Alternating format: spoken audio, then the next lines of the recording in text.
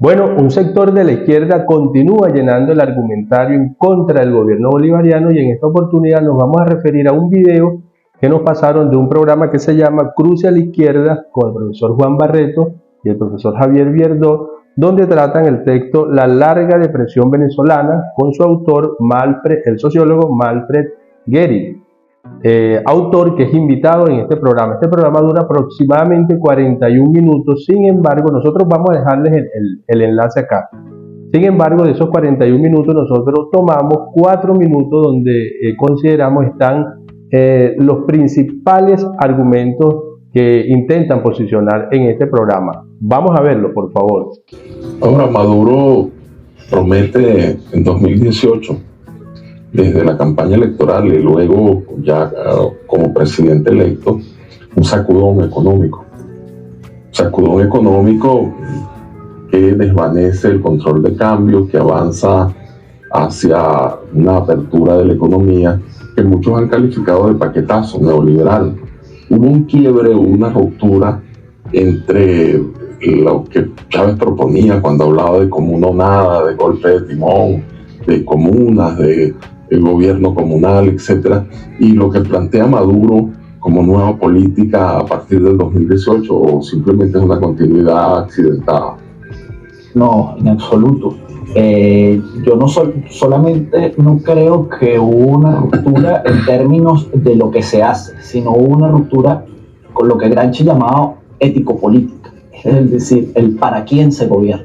Siempre se gobierna para alguien. Solamente no hubo una ruptura en la trayectoria, también hubo una ruptura de para quién el Estado construye para qué parte de la sociedad el Estado construye una trayectoria económica.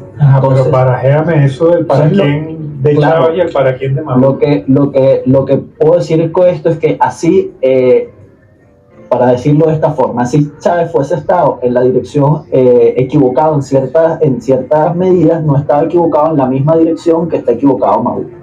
O sea, no es lo mismo estar equivocado o decir que el control de cambio o mantener el tipo de cambio fijo como ancla de toda una política económica es un error a través del tiempo, porque si yo esa ancla me va a significar una ralentización del incremento de los niveles de vida de la gente. No es lo mismo poner esa decisión sobre la mesa que decir que no importa tomar un semejante ajuste como el de decidir pagar la deuda externa en las condiciones en las que se encontraba Venezuela en el 2016, 2017, 2015 inclusive, cuando para el cargo que tenían los tomadores de esas decisiones era absolutamente clave que pagar la cuantiosa deuda impagable ya a ese punto, de acuerdo al estado de la economía venezolana, esa cancelación de la deuda iba a cobrarse en el estómago de cada uno de los venezolanos. Y beneficiaba era las transnacionales financieras, los centros económicos. Exactamente. Entonces ahí ya vemos que los errores pueden ser dos errores, pero los errores también son errores distintos. No es lo mismo estar en un error, pero que al final del día estoy en ese error porque no quiero perjudicar el nivel de vida de la gente que está soportado en un tipo de cambio nominalmente fijo, que tomar una decisión como pagar la deuda y saber que eso se iba a traducir en una hiperinflación y después una monetización del balance del Banco Central a través de deuda de PDVSA, y eso se iba a traducir en una hiperinflación y se iba a traducir en que el ingreso real de los venezolanos se iba a reducir dramáticamente en consecuencia. Entonces sí hay para mí una ruptura no solo en la trayectoria política de la política económica, sino hay una ruptura ético-política, hasta el punto de que podemos hablar como dos momentos distintos, y la continuidad para mí es bastante problemática si esa continuidad no la vemos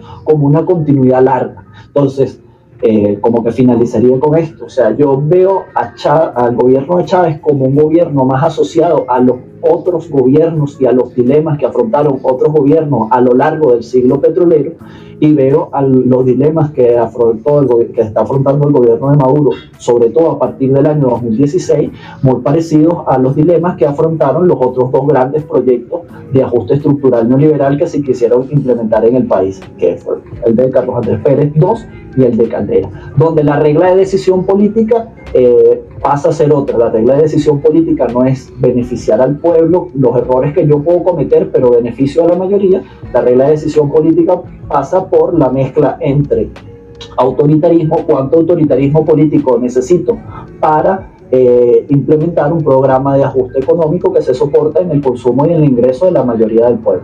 Bueno, la primera conclusión a la que llegamos cuando vemos esto, nosotros nos dimos a la tarea de ver los 41 minutos. Y la primera conclusión es que es increíble cómo durante todo el programa se desconoce por completo la existencia de las sanciones. En el análisis causal se desconoce por completo la existencia del bloqueo, se desconoce la agresión contra la cual es objeto hoy la economía y el pueblo venezolano, y bajo la fachada del academicismo se terminan moviendo una cantidad de argumentos que nosotros consideramos capilares para, insisto, desconocer increíblemente la existencia de estas razones que son las fundamentales que explican la situación económica de Venezuela en este momento. Personas con el capital intelectual como las que se presentan en este programa difícilmente ignoren la existencia de estas razones. Ahora, ¿por qué no las nombran? ¿Por qué no las consideran en el análisis causal de lo que hoy ocurre? Es una gran duda que nos queda. ¿Por qué centran las razones en otros aspectos que sinceramente nos parecen inverosímiles? Por otro lado, queremos resaltar como segundo elemento o como segunda consideración en este caso, es el tema de la fachada del academicismo. Señores, más adelante vamos a leerle un extracto de el líder y el intelectual que trabaja Carlos Matos en su libro El líder sin Estado Mayor. Pero acá vemos cómo nuevamente detrás del academicismo se trata de esconder al político, se trata de esconder al líder. El academicismo siempre se ve tentado a hacer grandes caracterizaciones, grandes diagnósticos, pero cuando se le pregunta cuál es su propuesta resolutiva, cómo enfrentar el problema para resolverlo, normalmente se queda en una gran deuda. En este caso ocurre igual, hay una caracterización, hay una buena identificación de los síntomas de lo que hoy ocurre en nuestra economía. Sin embargo, cuando el profesor Vierdó le pregunta cuál es la recomendación fuera del tema de los síntomas, no hay una respuesta. Y por otro lado, en la identificación de las causas, obviamente las que se mencionan son absolutamente desacertadas. Entonces, en términos académicos, creo que deben ir mucho más allá de lo que se propone en este programa, y sugerimos que por favor para el análisis causal se tome en consideración las más de 900 sanciones, el bloqueo de nuestros recursos en el extranjero, porque como por arte de magia, y disculpen el atrevimiento, pero si se desbloquean esos 40.000 millones de dólares que en este momento tiene retenido el gobierno de los Estados Unidos con sus distintos andamiaje institucional, les garantizamos que nuestra economía reflotará, se reoxigenará, los trabajadores pasarán se verá incrementado el poder adquisitivo de nuestros trabajadores de la noche a la mañana. En tercer lugar, debemos destacar lo siguiente. Al final, en este programa, se posicionan 5 grandes ideas. 1. Hay una ruptura entre Chávez y Maduro. Una cosa es lo que hizo Chávez y otra cosa es lo que está haciendo Maduro. Eso es lo que intentan afirmar, o que afirman literalmente en este programa. 2. Este es un gobierno neoliberal. Por cierto, el autor lo dice de una manera muy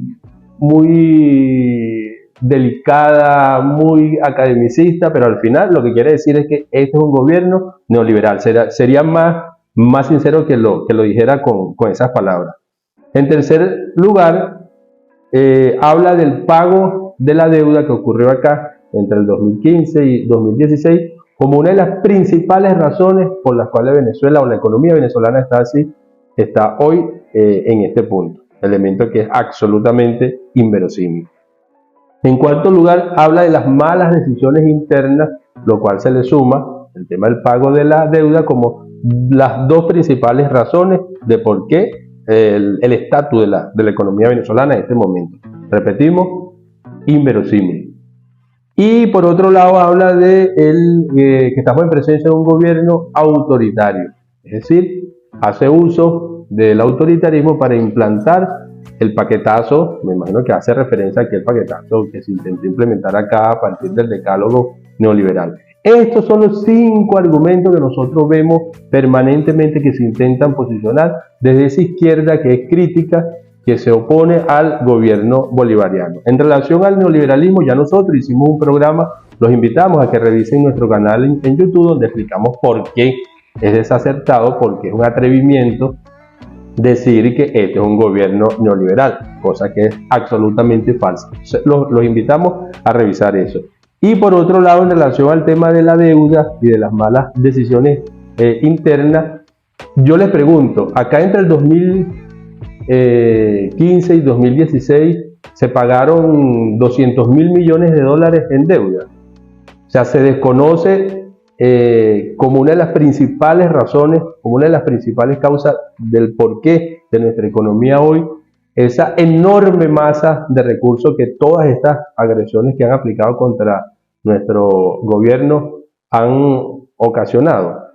Entonces, de verdad, cuando se intenta desplazar el argumento de las sanciones por el argumento de pago de la deuda y malas decisiones internas, insisto, académicamente hablando, creo que es forzado, creo que es desacertado darle mayor rango al tema del pago de la deuda y de las decisiones internas que al fenómeno o a la decisión que fundamenta las agresiones históricas de las cuales es objeto hoy el pueblo y la economía venezolana. Bueno, ya por último, ¿verdad? Vamos a leer el extracto de El líder y el intelectual, del trabajo del líder sin Estado Mayor del profesor Carlos Matos, el cual, por cierto, lo resumimos en 4 capítulos, lo pueden buscar también en nuestro canal de YouTube, Hablemos Claro, y lo hacemos tomando la autoridad académica del profesor Carlos Matos. Suponemos que ustedes no dudan de esa trayectoria, porque consideramos que es necesario caracterizar esto de un sector de los intelectuales que hoy trata de imponer una autoridad sacrosanta, y lo que ellos dicen es palabra santa y nadie puede cuestionarlo. Bueno, así nos llamen herejes, pero creemos que es necesario tomarnos estos minutos. No lo vamos a leer todo, pero unos extractos que nos parecen sumamente importantes. Por favor, el líder y el intelectual. El líder que está sentado en un barril de pólvora, llámese el gobernante, en este caso vamos a ponerle nombre, el presidente Nicolás Maduro, quien tiene que lidiar a diario con los antagonismos propios de la lucha de intereses, y el intelectual que un poco está sentado en su poltrona, en la comodidad de su poltrona, de sus libros y de su cuestionamiento permanente. Ojo, esto es un sector de los intelectuales, no son todos los intelectuales. Leemos. El intelectual observa y critica al líder y su gobierno, como si supiera qué hacer en su lugar, como si fuera un maestro incomprendido o un líder en potencia al que la realidad ha negado su ocasión. Se autodefine y actúa como consejero desde el balcón. Su sabiduría está en las galerías de las escenas políticas y generalmente desaparece en el campo de juego.